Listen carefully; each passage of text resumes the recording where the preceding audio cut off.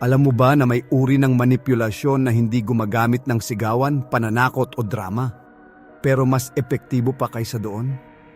Isang tahimik na teknik, isang bihirang galaw, at kadalasan, hindi mo namamalayang kontrolado ka na pala. Hindi ito obvious. Hindi ito madaling makita. At kadalasan, ginagawa ito ng mga taong mukhang mabait, kalmado, at matalino. Sa psychology, may tinatawag na rare manipulation tactics. Mga paraang hindi pangkaraniwan, pero kapag ginamit, kayang baguhin ang desisyon mo nang hindi mo napapansin. Sa video na ito, sisirain natin ang ilusyon. Malalaman mo kung paano ito gumagana at kung paano mo ito maiiwasan. Bago tayo magsimula, kung gusto mo ng mga ganitong topic tungkol sa human psychology, emotions at behavior, huwag mong kalimutang mag-subscribe dito sa ating channel para lagi kang updated sa mga bagong kaalamang ibabahagi ko. 1. Rare manipulation, ang tahimik na kontrol na hindi mo namamalayan. May nakilala ka na bang tao na hindi ka naman sinigawan, hindi ka tinakot, pero sa huli napasunod ka pa rin? Akala mo desisyon mo yon, akala mo kusa mong pinili, pero kung babalikan mo, parang may kakaibang puwersang nagtulak sa'yo. Ito ang tinatawag na tahimik na kontrol. Isang bihirang uri ng manipulation na hindi agresibo, hindi dramatic, at hindi halata. Sa psychology, ang ganitong taktika ay gumagamit ng subtle influence at emotional framing. May kaibigan kang laging nagsasabi ng ganito, "Okay lang naman kung hindi ka sasama. Sanay naman na akong mag-isa. Walang pagbabanta, walang galit." Pero bigla kang makakaramdam ng guilt. Hindi ka niya pinilit, pero pinili mong sumama. Iyan ang tahimik na kontrol. Sa ganitong manipulation, hindi ka direktang kinokontrol. Ang ginagawa nila ay kontrolin ang emosyon mo. Kapag nakontrol ang emosyon, susunod ang desisyon. May mga paraan kung paano ito ginagawa. Gumagamit sila ng emotional suggestion. Hindi nila sasabihin ng diretso kung ano ang gusto nila. Magbibigay lang sila ng pahiwatig na magtitrigger ng guilt, takot o responsibilidad. Minsan gumagamit sila ng strategic silence. Kapag hindi ka sumunod, mananahimik sila. Hindi sila makikipag-argue. Hindi sila magpapaliwanag. Pero ang katahimikan na iyon ang magpapaisip sa'yo kung may nagawa ka bang mali. Mayroon ding controlled kindness. Mabait sila sa tamang oras. Magpapakita ng concern kapag kailangan. Para kapag humiling sila ng pabor, mahihirapan kang tumanggi. Ang pinakadelikado dito, hindi mo agad mapapansin dahil walang sigawan, walang pananakot, walang malinaw na abuso. Pero unti-unti, nababago ang choices mo. Nabubuo ang pattern na lagi kang nag-a-adjust para sa kanila. Hanggang sa isang araw, mapapansin mo na mas inuuna mo na ang emosyon nila kaysa sa sarili mo. Bakit ito epektibo? Dahil ang tao ay natural na ayaw makasakit. Ayaw makaramdam ng guilt. Ayaw maiwan. At ginagamit ng tahimik na manipulator ang mga natural na takot at emosyon na ito bilang leverage. Ang solusyon ay awareness. Kapag bigla kang nakaramdam ng guilt o pressure kahit walang malinaw na dahilan, mag-pause ka. Tanungin mo ang sarili mo. Desisyon ko ba talaga ito o may emosyon lang na nagtutulak sa akin? Matutong mag-set ng boundaries. Hindi lahat ng discomfort ay kasalanan mo. Minsan, ang discomfort ay reaksyon lang ng taong sanay na ikaw ang laging uma-adjust. At pakinggan mo ang instinct mo.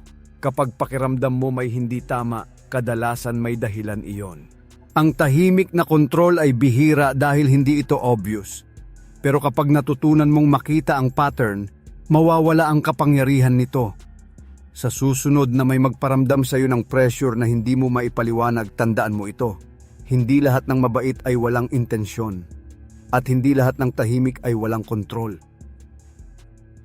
2. Ito ang pinakadelikadong uri ng manipulation na ginagamit ng matalino. May mga taong hindi gumagamit ng lakas para makontrol ka. Ginagamit nila ang logic. Hindi sila emosyonal. Hindi sila impulsive at lalong hindi sila obvious. Sa unang tingin, parang ang talino nila kausap. Mahusay magpaliwanag. Laging may dahilan. Laging may data. Laging may paliwanag kung bakit sila tama. At doon nagsisimula ang pinakadelikadong uri ng manipulation. Tinatawag ito ng ilang psychologist na intellectual dominance. Isang taktika kung saan ginagamit ng isang tao ang talino at impormasyon para dahan-dahang iparamdam sa'yo na mas mababa ang pag-unawa mo. Halimbawa, may ideya ka, ibinahagi mo, sasagutin ka niya ng ganito. Interesting yan, pero kung iintindihin mo ng mas malalim, may flaw dyan. Pagkatapos, magsisimula siyang mag-explain ng mahaba. May kasamang terminologies, may kasamang references. Hanggang sa dulo, hindi mo na alam kung mali ba talaga ang punto mo o nalito ka lang. Hindi ka niya ininsulto, hindi ka niya minura, pero bigla kang nagduda sa sarili mong isip. Iyan ang manipulator na matalino. Ang goal niya ay hindi kontrolin ang emosyon mo agad. Ang goal niya ay kontrolin ang perception mo sa sarili mo. Kapag naniwala kang mas alam niya ang lahat, automatic na susunod ka sa mga desisyon niya. Isa pa sa mga taktika nila ay selective information. Hindi nila ibibigay ang buong kwento. Pipiliin lang nila ang impormasyon na magpapatibay sa gusto nilang mangyari. Mukhang logical. Mukhang objective. Pero may kulang. Minsan naman, gagamit sila ng subtle correction. Lagi nilang iko-correct ang maliit mong pagkakamali. Hindi para tumulong, kundi para iparamdam na mas superior sila. Sa paglipas ng panahon, mabubuo ang pattern. Bago ka magsalita, mag-iisip ka muna kung baka mali ka. Bago ka magdesisyon, hihintayin mo muna ang approval nila. At kapag umabot ka sa puntong iyon, nakuha na nila ang gusto nila. Bakit ito delikado?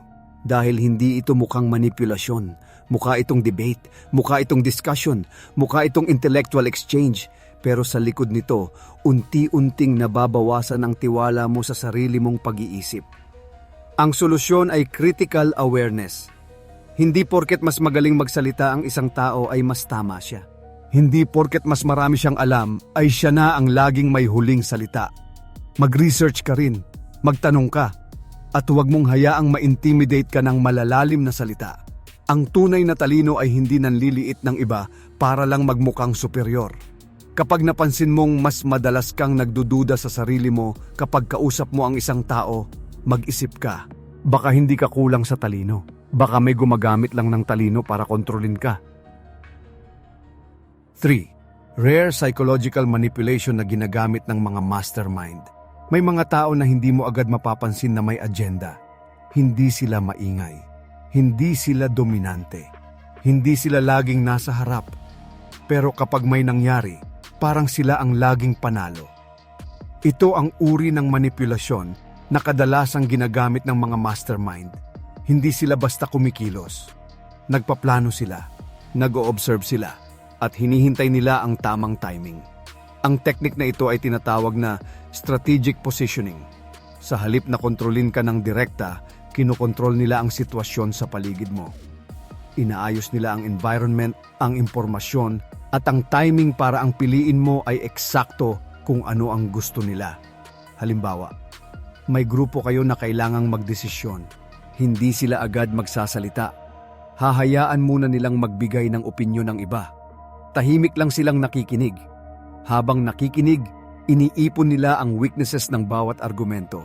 Sa dulo saka sila magsasalita. At kapag nagsalita na sila, parang malinaw ang lahat. Parang sila ang may pinaka-balanced na pananaw. Parang sila ang may solusyon na kayang pag-isahin ang lahat. Ang hindi mo napansin, inantay lang nila na ilatag ng iba ang lahat ng impormasyon para mas madali nilang maiposisyon ang sarili nila bilang pinakamakatwiran. May isa pa silang teknik. Tinatawag itong delayed reaction control. Kapag may nagkamali sa grupo, hindi sila agad magre-react. Hahayaan muna nilang lumaki ang issue. Hahayaan nilang ma-frustrate ang lahat. Pagkatapos, papasok sila bilang kalmado at may solusyon. Bigla silang magmumukhang leader. Sa ganitong paraan, hindi nila kailangang ipilit ang authority. Kusang ibinibigay ng mga tao sa kanila ang kontrol dahil sila ang mukhang pinaka-stable sa gitna ng kaguluhan. Ito ang dahilan kung bakit bihira mong mahuli ang ganitong manipulation. Walang direct pressure, walang emotional drama, walang obvious na pananakot, pero unti-unti sila ang nagiging sentro ng desisyon. Bakit ito epektibo? Dahil ang tao ay natural na naghahanap ng clarity at stability. Kapag may isang taong mukhang may kontrol at malinaw mag-isip, madali natin silang pagkatiwalaan. Ang problema, minsan ang clarity na iyon ay produkto ng maingat na pagmamaniobra. Paano mo ito makikilala? Pansinin mo kung may taong laging tahimik sa umpisa pero laging nasa tamang posisyon sa huli. Pansinin mo kung sino ang nakikinabang sa bawat desisyon. At pansinin mo kung sino ang palaging nagmumukhang tagapagligtas. Ang tunay na leader ay transparent sa intensyon. Ang mastermind na manipulator ay tahimik sa plano. At kung hindi ka magiging mapanuri, baka hindi mo mapansin na ang akala mong desisyon ng grupo ay desisyon na pala ng iisang tao mula pa sa simula. 4. Kapag hindi ka sinigawan pero nakontrol ka, the rare tactic. Akala natin kapag may manipulation, may sigawan, may galit, may malinaw na pressure. Pero paano kung wala? Paano kung kalmado lang siya, mahinahon, maayos magsalita? At sa bawat usapan ninyo, parang ikaw pa ang kusang sumusunod. Ito ang rare tactic na mas tahimik pero mas malalim ang tama. Sa psychology, may konsepto na tinatawag na emotional calibration. Ito ang kakayahan ng isang tao na basahin ang emosyon mo at i-adjust ang kilos niya para makuha ang gusto niya. Hindi ka niya sisigawan, hindi ka niya pipilitin. Ang gagawin niya, sasabayan ka niya. Kapag masaya ka, masaya rin siya. Kapag malungkot ka, maiintindihan ka niya. Kapag may problema ka, siya ang unang makikinig. Unti-unti, mabubuo ang tiwala. At kapag nakuha na niya ang tiwala mo, sa kanya ilalagay ang maliit na request. Isang pabor, isang desisyon, isang kompromiso. Dahil komportable ka sa kanya, hindi mo mapapansin na lumalayo ka na sa sarili mong boundaries. Ito ang delikado sa ganitong tactic. Hindi ka natatakot. Hindi ka na-intimidate. Ang nararamdaman mo ay connection. Pero sa likod ng connection na yon, may tahimik na direksyon. Halimbawa, may partner ka na laging sinasabing naiintindihan ka niya. Pero kapag may gusto siyang mangyari, idadaan niya ito sa ganitong linya. Alam ko namang kaya mo. Mas magiging okay tayo kung ganito ang piliin mo. Walang utos, walang pilitan. Pero dahil ayaw mong masira ang harmony, pipiliin mo ang gusto niya. Sa paglipas ng panahon, mapapansin mong mas madalas ang adjustments mo kaysa sa kanya. Mas madalas mong inuuna ang kapayapaan kaysa sa sarili mong paninindigan. Bakit ito epektibo? Dahil ang tao ay programmed na panatilihin ang connection. Ayaw natin ng conflict. Ayaw natin ng emotional distance. At kapag may taong nagbibigay sa atin ng pakiramdam ng safety, mas madali tayong mag-compromise. Ang problema, minsan ang safety na iyon ay ginagamit bilang leverage. Ang paraan para hindi ka makontrol ay simple pero mahirap gawin. Obserbahan mo ang pattern. Sino ang mas madalas mag-adjust? Sino ang mas madalas mag-compromise? Kung napapansin mong palaging ikaw ang gumagalaw para mapanatili ang harmony, maaaring hindi na ito balance. Hindi lahat ng kalmado ay neutral. Hindi lahat ng mabait ay walang direksyon. Minsan ang pinaka-epektibong kontrol ay iyong hindi mo naramdaman na kontrol pala. 5. Invisible manipulation. Ang teknik na hindi mo mapapansin hanggang huli. May mga pagkakataon ba na bigla mo na lang napansin na nagbago ang mga desisyon mo? Dati matatag ka. Dati malinaw ang paninindigan mo. Pero ngayon, parang mas madali ka nang mag-adjust. Walang malinaw na dahilan. Walang malaking away. Walang direktang pressure. Ito ang invisible manipulation. Isang teknik na hindi agad nakikita dahil hindi ito nangyayari sa isang malaking pangyayari. Nangyayari ito sa maliliit na sandali. Paulit-ulit, dahan-dahan. Sa psychology, may konsepto na gradual conditioning.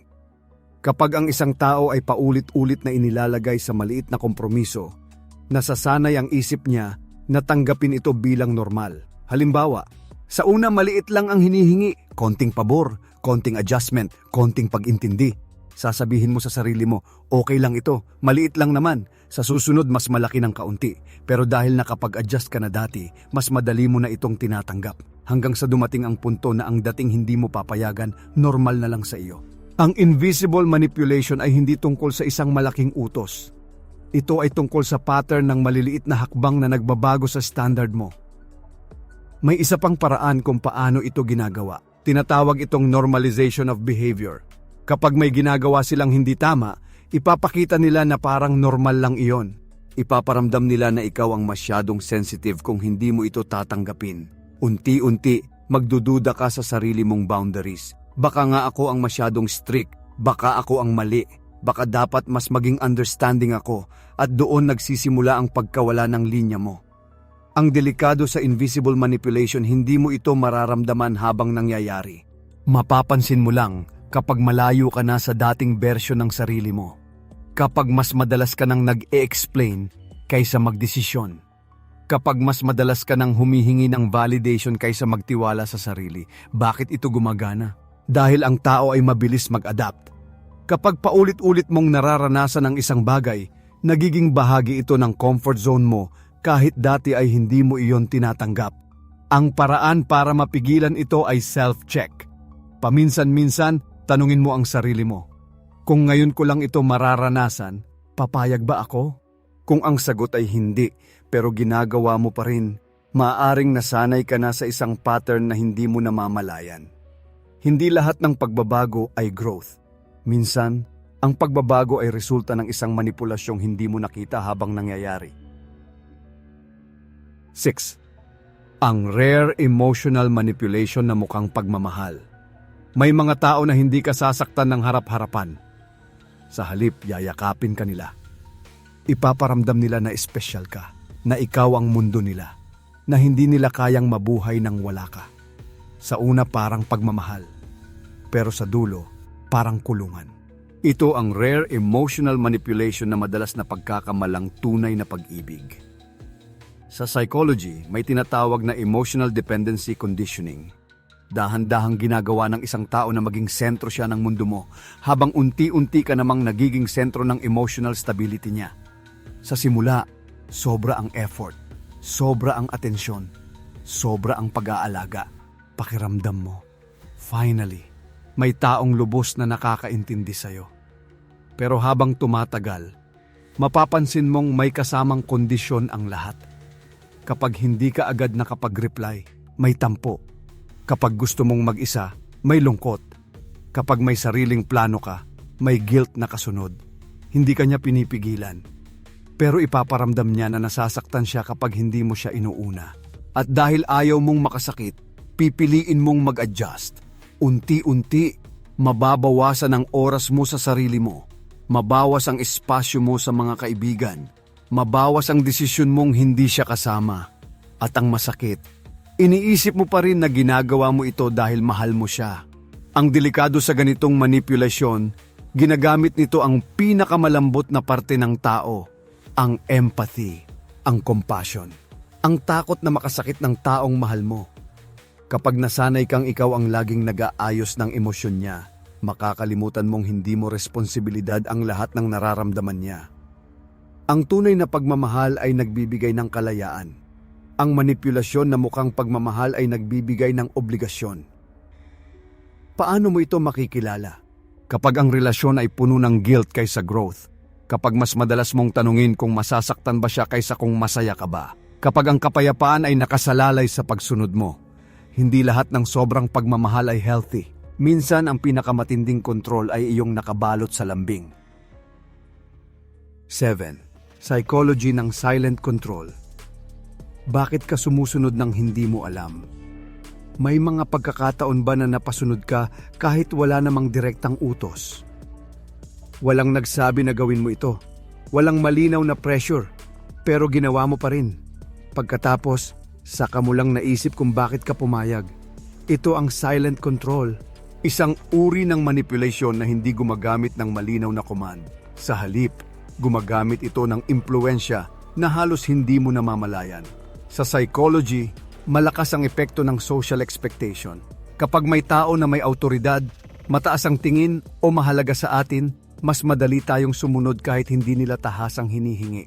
Halimbawa, may boss ka na hindi naman direktang naguutos. Sasabihin lang niya, sana may makaisip gumawa nito. Malaking tulong iyon.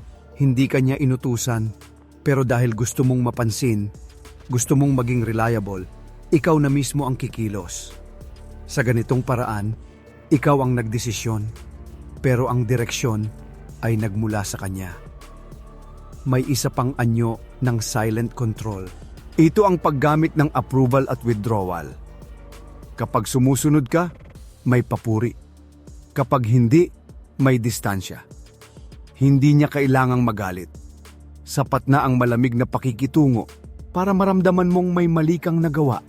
At dahil natural sa tao ang maghanap ng validation, babalik ka sa behavior na nagbibigay sa iyo ng approval. Unti-unti, natututo kang i-adjust ang kilos mo base sa reaksyon niya. Bakit ito gumagana? Dahil ang tao ay wired para maghanap ng belonging. Ayaw natin ma-outcast. Ayaw natin mawalan ng koneksyon. Kaya kapag may taong may impluensya sa atin, mas pinipili nating sumunod kaysa makaramdam ng rejection.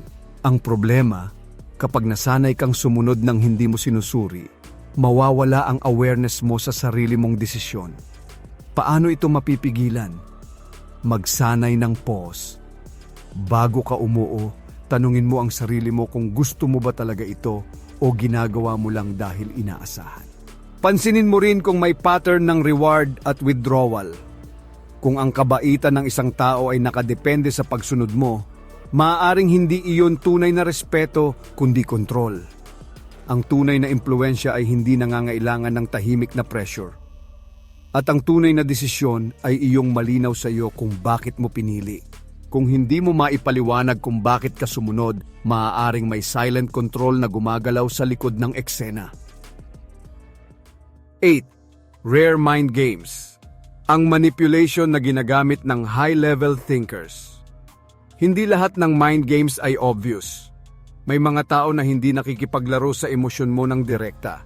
Nakikipaglaro sila sa perception mo, tahimik, calculated, at laging ilang hakbang ang nauuna. Ito ang rare mind games na kadalasang ginagamit ng high-level thinkers. Ang pangunahing teknik nila ay reframing.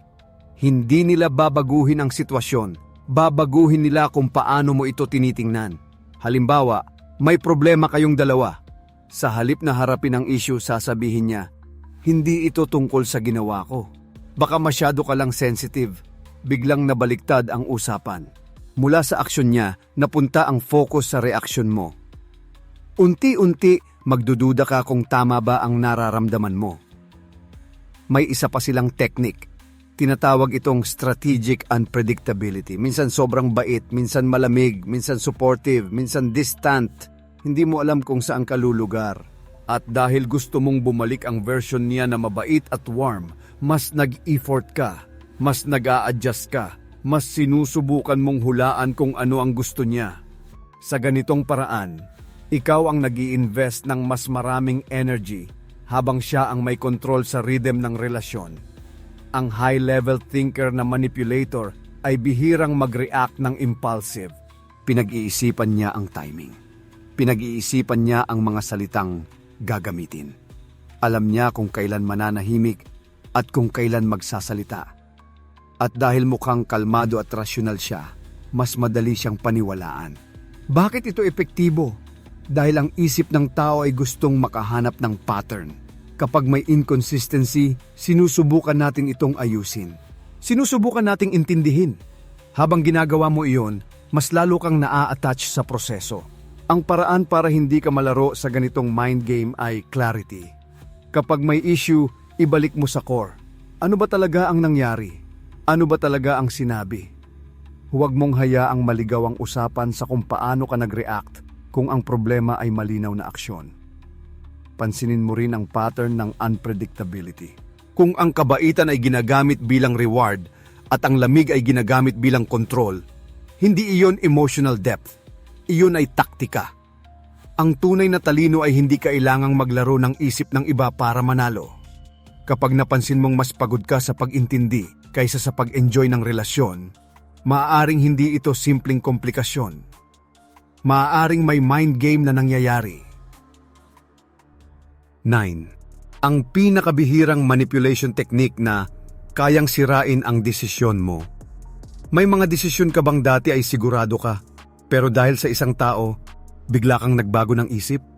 Hindi dahil tinakot ka, hindi dahil pinilit ka, kundi dahil parang unti-unti kang nawalan ng tiwala sa sarili mong judgment.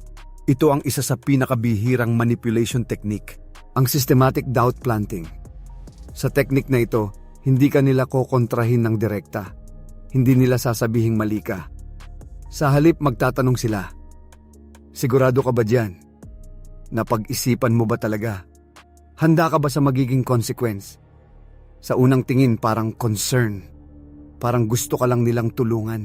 Pero kapag paulit-ulit itong ginagawa, may nangyayari sa isip mo. Unti-unti, nababawasan ang confidence mo sa sarili mong desisyon. Kapag may plano ka, bago ka pa man kumilos, maririnig mo na sa isip mo ang boses nila. Baka mali ito. Baka hindi ko kaya. Baka may mas magandang option na hindi ko nakikita. Sa psychology, malakas ang epekto ng repeated suggestion. Kapag ang isang idea ay paulit-ulit na naitatanim, nagiging bahagi ito ng internal dialogue mo. At kapag nasira ang internal dialogue mo, mas madali ka ng impluwensyahan. May isa pang anyo nito. Kapag nagdesisyon ka na, saka nila babanggitin ang mga posibleng problema.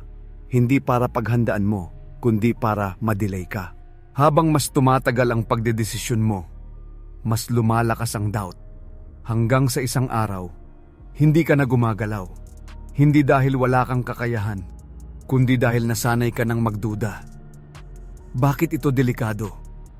Dahil hindi nito agad sinisira ang relasyon. Sinisira nito ang tiwala mo sa sarili. At kapag wala ka ng tiwala sa sarili mong pag-iisip, hahanap ka ng ibang taong magdedesisyon para sa iyo. At doon sila papasok. Paano mo ito mapipigilan? Ihiwalay mo ang constructive feedback sa planted doubt. Ang constructive feedback ay may malinaw na layunin at tumutulong sa paglago mo. Ang planted doubt ay paulit-ulit at walang konkretong solusyon, puro pag-question lang. Kapag napansin mong mas dumadami ang tanong kaysa suporta, mag-isip ka.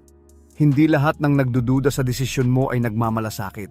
Minsan, ang pinaka-epektibong paraan para makontrol ka ay hindi ang pagbibigay ng utos, kundi ang pagtatanim ng duda hanggang ikaw na mismo ang umatras. 10. Subtle but deadly rare psychological control na ginagamit sa relasyon. Hindi lahat ng toxic na relasyon ay maingay. May mga relasyon na tahimik, walang malalakas na away, walang dramatikong eksena. Pero sa loob, may unti-unting nawawala. Ikaw. Ito ang subtle but deadly psychological control na ginagamit sa ilang relasyon. Hindi ito agad mapapansin dahil nagsisimula ito sa maliliit na bagay. Sa simula, parang suggestion lang. Baka mas okay kung ganito ang isuot mo. Siguro mas mabuting dito ka na lang sumama. Mas gusto ko sana kung ganito ang gawin mo. Walang utos, walang pagbabawal, pero dahil mahal mo, iniisip mong maliit na bagay lang iyon. Hanggang sa dumating ang punto na bago ka pumili, iniisip mo muna kung ano ang magiging reaksyon niya. Unti-unti, nag-a-adjust ang pananamit mo. Nagbabago ang circle mo. Naiiba ang mga plano mo. At ang mas nakakatakot, hindi mo napansin kung kailan nagsimula. Sa psychology, malakas ang epekto ng consistent microcontrol. Kapag ang isang tao ay laging nagbibigay ng maliit na direksyon sa desisyon mo, nasasanay ang isip mo na humingi ng approval bago kumilos. Kapag may bagay kang gustong gawin, hindi mo na agad tinatanong kung gusto mo ba. Ang una mong iniisip ay kung papayag ba siya. Hindi ka niya kinulong, pero nilimitahan mo ang sarili mo. Ang subtle control ay kadalasang nakatago sa mga linyang may halong lambing at concern. Ginagawa ko lang ito para sa atin. Ayoko lang na may masamang mangyari sa iyo. Mas alam ko lang kung ano ang makakabuti. Kapag paulit-ulit mong naririnig ito, unti-unti mong tinatanggap na mas tama ang judgment niya kaysa sa iyo. At doon nagsisimula ang pagkawala ng balanse sa relasyon. Ang tunay na relasyon ay may respeto sa individuality. May tiwala sa kakayahan ng bawat isa na magdesisyon. Kapag napansin mong lumiit ang mundo mo, habang lumalaki ang impluwensya ng isang tao, kailangan mong huminto at mag-isip. Ang kontrol na pinakamapanganib ay iyong hindi mo naramdaman na kontrol pala. Dahil sa dulo, hindi mo na lang napansin na ang dating ikaw na malaya at may sariling paninindigan ay napalitan ng bersyon ng sarili mo na laging naghihintay ng pahintulot.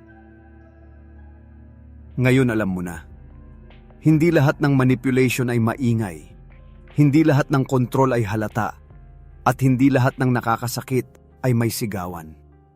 Minsan, ang pinakamapanganib na impluwensya ay iyong dahan-dahan kang binabago.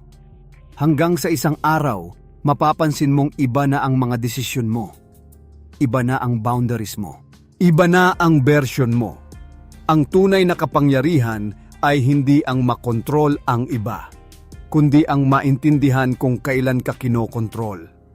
Kapag naging aware ka sa mga ganitong rare psychological tactics, nawawala ang bisa nito. Dahil ang manipulation ay nabubuhay sa kawalan ng awareness. At kapag malinaw ang isip mo, mas mahirap ka nang galawin.